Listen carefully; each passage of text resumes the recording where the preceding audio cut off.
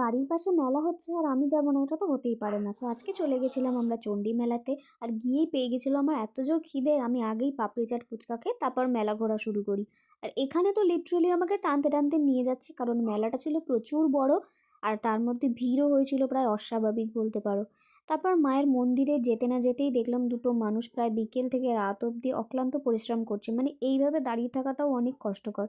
তারপর তোমাদের সাথে একটু মা চণ্ডীকে দর্শন করিয়ে দিলাম।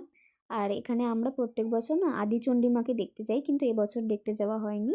আর এইদিকে মেলাতে তো যা ভিড় ছিল, আমরা তো দুজনে ভাবছিলাম এবার বেরোবো, কারণ আমরা ভিড়ভাট্টা সেরকম একটা পছন্দ করি না। পুজোর সময় তো হার্ডলি আমরা একটা ঠাকুরই দেখেছিলাম লাইন দিয়ে ভিড়ে। আর এখন আমরা বাড়ি আসার সময় তোমাদের সাথে এই জায়গাটা শেয়ার করব। এখানে হচ্ছে মরণকূপ বসতো আগে, বাইক রাইডস যেগুলো হয়। আর এখন এগুলো কিছুই হয় না, এখন জাস্ট বাচ্চাদের রাইডসগুলোই বসে। তারপর লালুকে টাটা করে এখন চললাম আমার মামার বাড়িতে, কারণ ওখানে আজকে বনি আসবে, ওর বার্থডে ছিল। সো আজকের দিনটা আমার এভাবেই শেষ হলো। দেখা হচ্ছে নেক্সট ভিডিওতে। Bye bye.